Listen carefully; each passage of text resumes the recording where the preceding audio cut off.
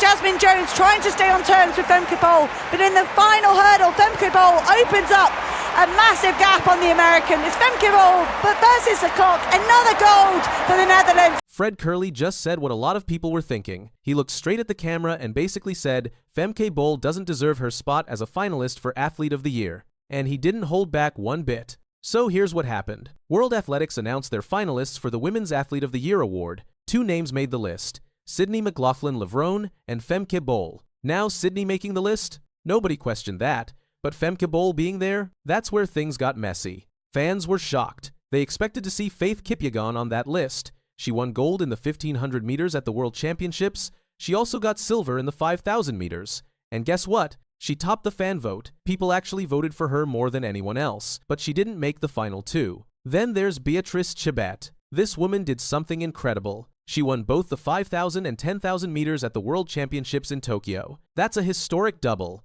Most runners can't even do one of those. She did both. Oh, and she also broke the world record in the 5,000 meters. But somehow, she didn't make the finalist list either. And we can't forget Melissa Jefferson-Wooden. She won 3 world titles in sprints. 3. She became only the second woman ever to pull off this sprint triple at World Championships. The last person to do it was the legendary Shelly Ann Fraser-Pryce, but Jefferson-Wooden also not a finalist. So why was everyone so confused about Femke Bol making it? Well, let's talk about what she did this year. Bol won the World Championships in the 400-meter hurdles. That's a huge deal, right? Normally, yes. But here's the thing. Sydney McLaughlin-Levrone, who is basically the queen of that event, didn't even run it. Sydney decided to focus on the regular 400 meters instead. No hurdles. This is important because Sydney breaks records almost every time she runs the hurdles. She's that good. So when she's not in the race, it's like the biggest challenge just disappeared. People started wondering if Femke would have even won if Sydney was there. Fred Kerley sat down with Anson Henry from Unconventional Productions for an interview. And when they started talking about this Athlete of the Year situation, Kerley didn't sugarcoat anything. He made his feelings very clear. I'm saying they trying to compare the two, and you can't really compare the two. There's nothing against Fika, however you say her name. There's nothing wrong with her, but she don't deserve to be on that line this year. He wasn't done. Kerley kept going. He said, you know what I'm saying? It's no such thing to be on that line when you really have not did anything, really.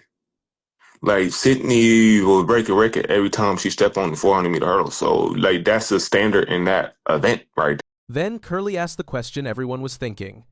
So you just won gold on an event that Sydney ain't run. And if Sydney was to run that, would you be into the thing? Basically, Kerley was saying that Bol won because her toughest competition wasn't even there, and that shouldn't put her on the same level as athletes who faced the best and still won. Now, let's be fair to Femke Bol. She did have a good season. She's not a bad athlete at all, in fact, she's really good. At the Rabat Diamond League, she set a meet record with a time of 52.46 seconds. Then in Monaco, she ran even faster, posting a world-leading time of 51.95 seconds. That's impressive. She also won at the London Diamond League with 52.10 seconds, and at the Gulay Istvan Memorial in Budapest, she ran 52.24 seconds. These are all solid performances. She was winning races and running fast times all season long. At the World Championships, she defended her title and won gold again. Her time was 51.54 seconds, which was a championship record. She stayed undefeated in the 400-meter hurdles for the entire 2025 season. That's 30 straight wins in Diamond League hurdles races. Most athletes would dream of that kind of streak. But here's where the comparison gets tough. Let's look at what the other women did. Beatrice Chebet didn't just win 1 gold medal, she won 2, the 5,000 and the 10,000 meters, and she broke a world record. Breaking a world record means you're the fastest person in history at that distance. That's a really big deal. Faith Kipyegon won gold in the 1500 meters. She got silver in the 5000, losing only to Chebet. And remember, Kipyegon got the most votes from fans. People wanted her to win. Melissa Jefferson-Wooden won 3 world titles in sprints, 3 different races. She joined a very small group of women who have ever done that. It's one of the rarest achievements in track and field. Now let's talk about Sydney McLaughlin-Levrone. Even though she didn't run the hurdles at Worlds, what she did in the 400 meters was absolutely crazy. She won gold with a time of 47.78 seconds. That's the second fastest time ever recorded by any woman in history. And get this, Sydney became the first woman in almost 40 years to run faster than 48 seconds in the 400 meters. 40 years. That's how long it had been since someone broke that barrier. She beat top athletes like Marilaide Paulino and Salwa Eid Nazar. She destroyed the championship record. So when you look at all these achievements side by side, you can see why people were confused. Chebet broke a world record and won 2 golds. Kipyegon won gold and silver and had the most fan support. Jefferson-Wooden made history with 3 titles. Sydney broke a 40-year-old barrier. And Femke Bol won 1 gold medal in an event where the best person in the world wasn't competing. Bol's resume appears less dominant when compared to the others. Chebet and Kipyegon had arguably stronger seasons, but somehow, Bol got picked over all of them to be a finalist. Kerley's whole point was simple. You can't put someone on the same level as Sydney McLaughlin-Levrone when Sydney wasn't even in your race. Sydney sets the standard. She's the one everyone has to beat. When she's not there, the competition changes completely. It's like being in a spelling bee when the best speller in the world decided to skip it. Sure, you might win, but did you really prove you're the best? Or did you just win because the toughest challenge wasn't there? Kerley made it clear he has nothing personal against Femke. He said, there's nothing wrong with her, but he thinks the award should go to someone who did more, someone who faced the best competition and still came out on top. Now here's something interesting about Femke Bol's future. In October 2025, she announced she's moving up in distance. She's going to compete in the 800 meters starting in 2026. That means she's leaving the hurdles. At least for now. Bol said, it's a really nice challenge. I think it's something that we've had in our minds for a long time. But the 800 meters already has dominant runners. Keely Hodgkinson and Lillian Odira are ruling that event right now, so Bol will face tough competition there too. Dawn Harper-Nelson, who knows a lot about track and field, talked about why Bol might be doing this. She said, I think she's really trying to create this legacy. This is like, I'm not this one-dimensional. You're not going to put me in a box. The longer Bol stays away from the hurdles, the more the event moves on without her. Sydney McLaughlin-Levrone is still there, still breaking records. Other young athletes are getting better. If Bol takes too much time away, coming back might be harder than she thinks. Despite all this controversy, Femke Bol did win another award.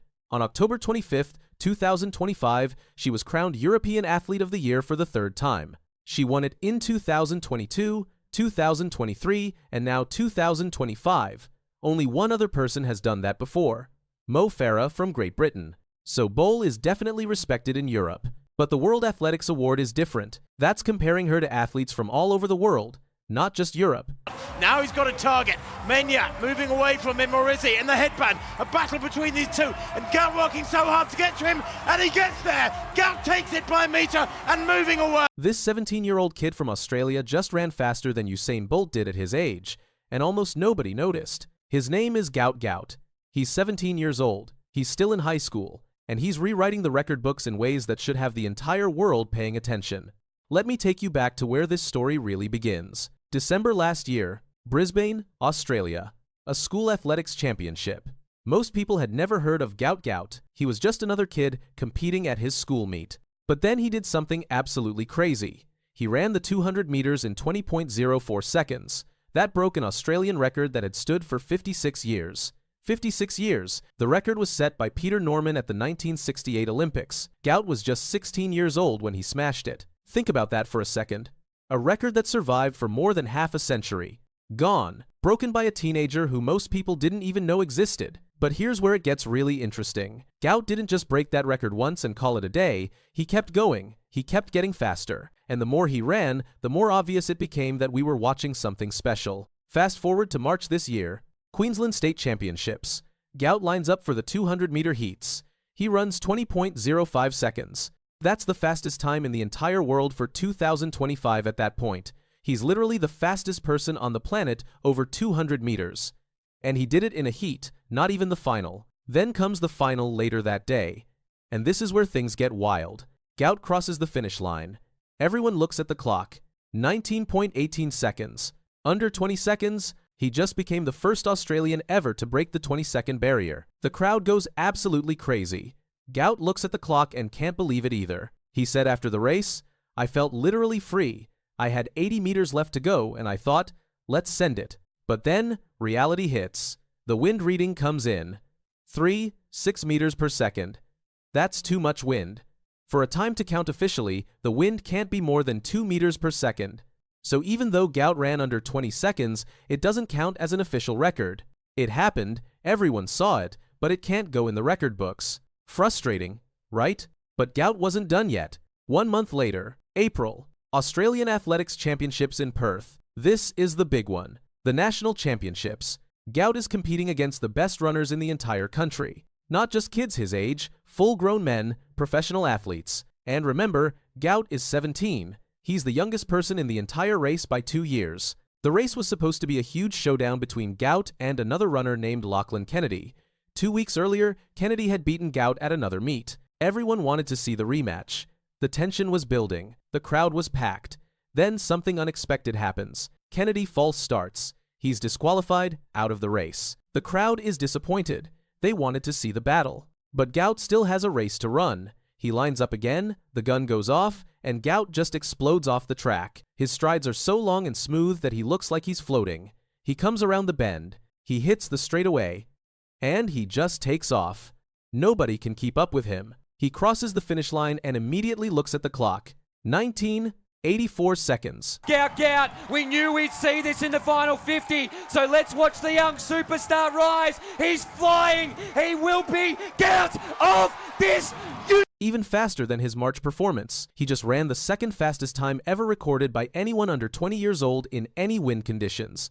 Ever. In history. Let me put that in perspective. That time is faster than what Usain Bolt ran at the same age. Faster than Justin Gatlin. Faster than Olympic champion Letzile Tebogo. The only person who's ever run faster as a teenager is an American named Ariane Knighton. But once again, the wind reading comes in. 2.2 meters per second. Too much wind by just 0.2. So close. Another incredible time that can't officially count. 2.2. It won't count in terms of a record, but what it will do is says, hey world, this is me. After the race, Gout said, "Top speed is my gift. I used it, took off, and I got sub 20, so I couldn't be happier." He also mentioned how frustrating it is when the wind isn't on his side, but added, "Hopefully one day the wind will be great." What makes Gout's performance even more impressive is how he handles the pressure. He admitted he was nervous before the race. He said, "At the end of the day, we all bleed red, and we're all human, so age doesn't matter. It's about speed." And here's something really cool about Gout's character. After Kennedy got disqualified and left the track, he came back to the finish line after Gout won. They hugged. Kennedy congratulated him. Gout said that moment meant a lot and talked about the camaraderie among all the sprinters. That's the kind of person he is. Humble, respectful, mature beyond his years. But the story doesn't end there. Because Gout also competed in the 100 meters at that same championship, he ran 9:99 seconds, twice in the same day. Under 10 seconds, that's the magic barrier for sprinters. But again, the wind was too strong. The times didn't count officially. Tonight, Kerley just leads him from Kipyegon. Out wide, Cassiano and John. Now Gout starts to stretch away, and stretch away he does. So let's recap. Gout has now run under 20 seconds in the 200 meters twice.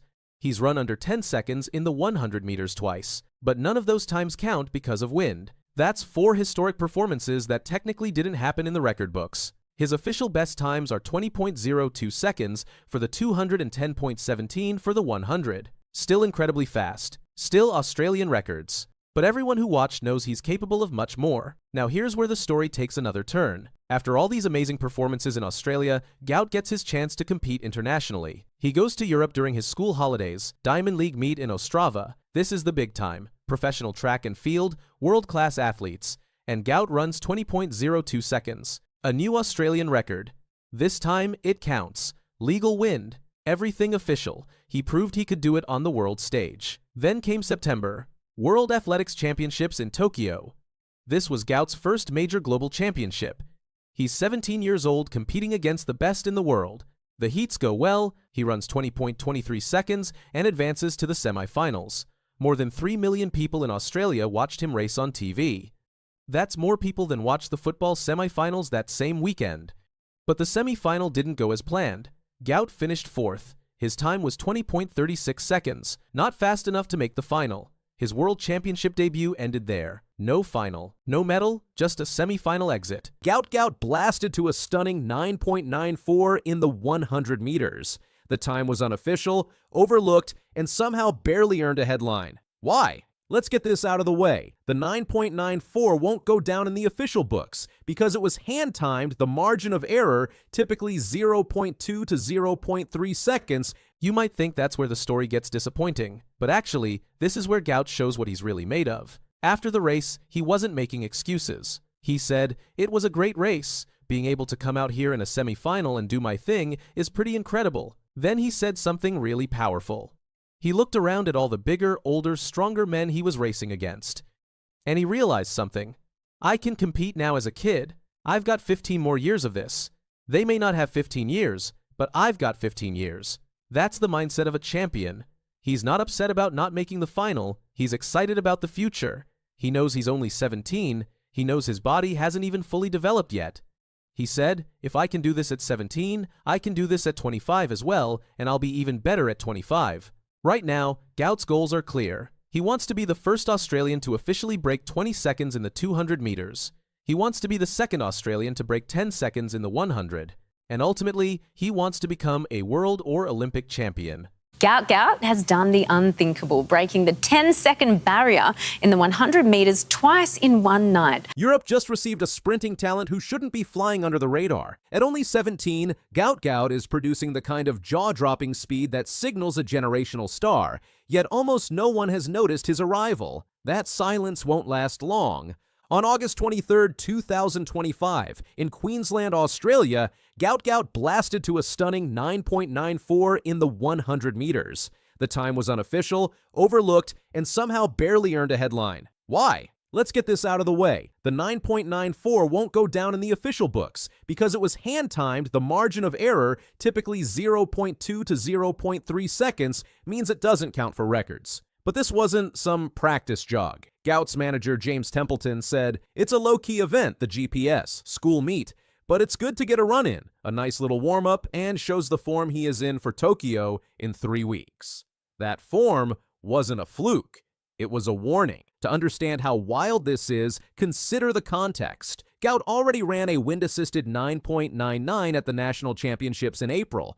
Before that, his legal best was 10.17, set at just 16 years old.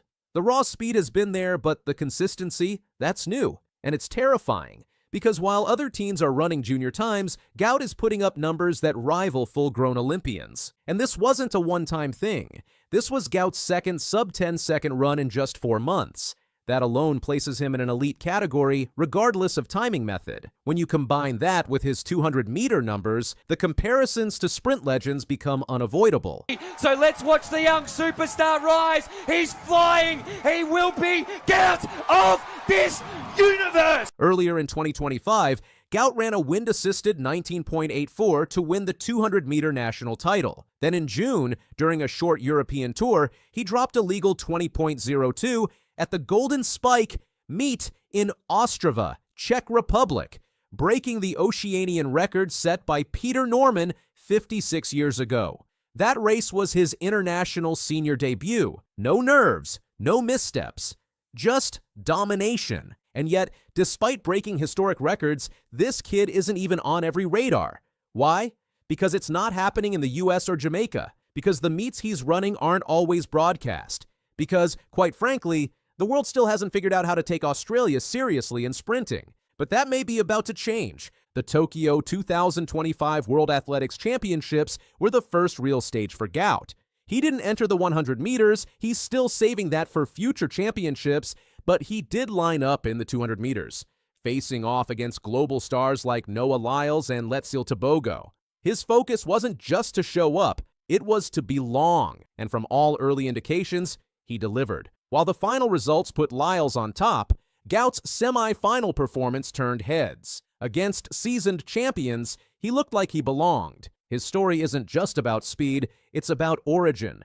Gout was born in Ipswich, Queensland, to parents who migrated from South Sudan. He's a Year 12 student at Ipswich Grammar School, balancing elite competition with school assignments. He's not just a prodigy, he's a grounded teenager with an explosive gift. His name first started buzzing in the athletics world when he ran 10.17 as a 16-year-old, the fastest ever by an Australian of that age. Since then, it's been a rapid climb, but it's the quietness of that climb that's almost more remarkable. Gout hasn't needed flashy interviews or marketing campaigns. His legs do the talking, and lately, they've been screaming. At the Australian Championships in April 2025, he stunned again, this time with a 9.99 second 100 meter and a 19.84 second 200 meter. Both times were wind-assisted and not officially record eligible, but they showcased a raw potential that was impossible to ignore.